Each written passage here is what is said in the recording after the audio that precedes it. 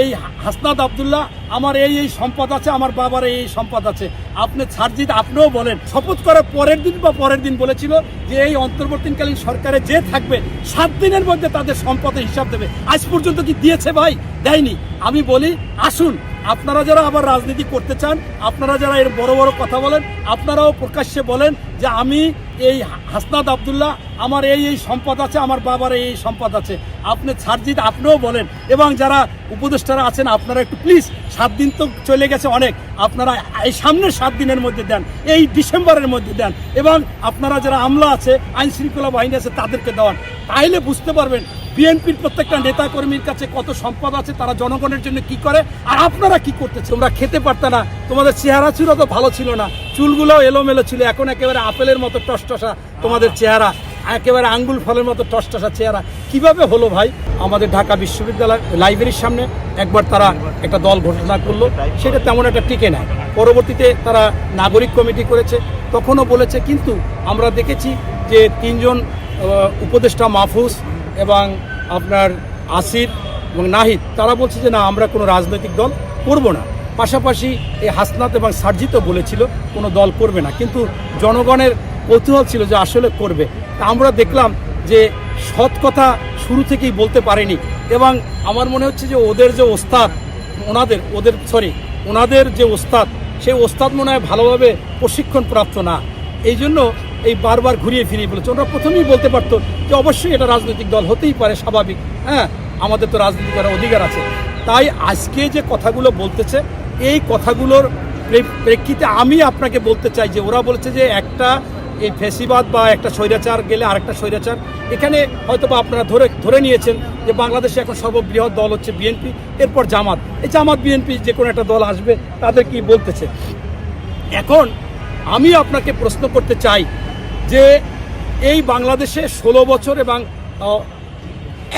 111 সরকার ছিল না, 2 বছর ছিল 111, 18 বছর। এই 18 বছর বিএনপি অনেক কিছুই আন্দোলন সংগ্রাম করেছে, জেল কেটেছে, বাড়িঘর ছাড়া ছিল।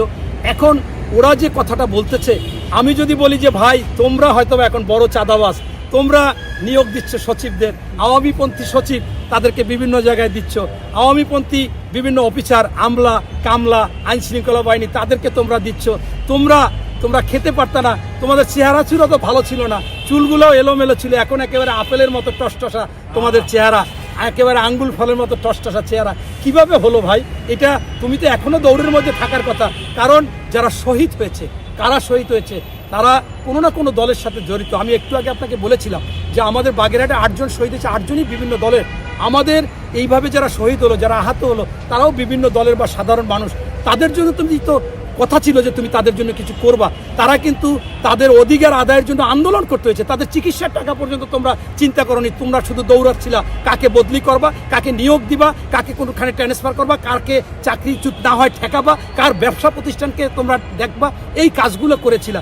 আমি বলতে চাচ্ছি যে আমাদের বিএনপি যারা এই কাজগুলো করেছে, সেই কাজগুলোর জন্য তারেক রহমান সাহেব ইতিমধ্যে 1800 নেতাকে বহিষ্কার করেছে, এবং উনি শুরু থেকে বলেছে যে সন্ত্রাস, চাঁদাবাজ, দখল চলবে না। আমি স্পষ্টভাবে জানিয়ে দিতে চাই ওদের যে এই যে আজকে যদি বাংলাদেশের সন্ত্রাস, চাঁদাবাজ, দখল হয়ে থাকে, এইটার জন্য সম্পূর্ণ ব্যর্থ সরকার হচ্ছে অন্তর্বর্তীকালীন সরকার। তারা কেন আইন শৃঙ্খলা বাহিনী দিয়ে তাদেরকে গ্রেপ্তার করবে না? এখনো প্রতিদিন আমাদের নেতা ভারপ্রাপ্ত চেয়ারম্যান মহোদয় তারেক রহমান সাহেবের কথা যে বাংলাদেশে যারা এই সমস্ত কাজ করবে তারা বিএনপির না, বাংলাদেশের দেশপ্রেমিক হতে পারে না। আপনারা যারা 16 বছর 18 বছর এই আপনারা জেল খেটেছেন, পালিয়ে রয়েছেন, তাদেরকে বলবো ওদেরকে ধরে ধরে আইন শৃঙ্খলা বাহিনীর হাতে দেবেন, ওদেরকে দল থেকে বিতাড়িত করবেন, ওরা যেন দলে না থাকতে পারে। আপনার এত কষ্টে আপনি গুম হয়েছেন, আপনার পরিবার গুম হয়েছে, কেউ মারা গেছে, ক্রোচ হয়েছে, জেল খেটেছেন, এত মামলা খেয়েছেন, আপনাদের সেই ভালো একটা পবিত্র জায়গায় ওরা খারাপ করবে, এটা তো সহ্য করা যায় না। আপনারাও সহ্য করবেন না, আমিও সহ্য করবো না, আমাদেরকে জানাবেন। তাই এখানে কিন্তু বিএনপি একেবারে স্ট্রংলি ব্যবস্থা নিচ্ছে। তাই আমি মনে করি যে আজকে আমার মনে হচ্ছে যে এই যারা আন্দোলন করেছে, যারা নেতা আজকে বিভিন্ন জায়গায় তারা এগুলো বয়ে বেড়াচ্ছে, এবং বিভিন্ন জায়গায় টিওনো বলেন, এসপি বলেন, ডিসি বলেন, ওসি বলেন, তারা যাই বলতেছে।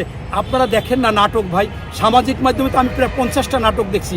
বলে যে ছেলে বিয়ে করতে যাবে, যে কি করে সমন্বয়ক, নাহলে আর একজন সহকারী সমন্বয়ক। আপনারা কি দেখেন না যে এরকম আপনার এক জায়গায় দোকানে খাইতে গেছে, কয়েক বিল কই আমি সমন্বয়ক।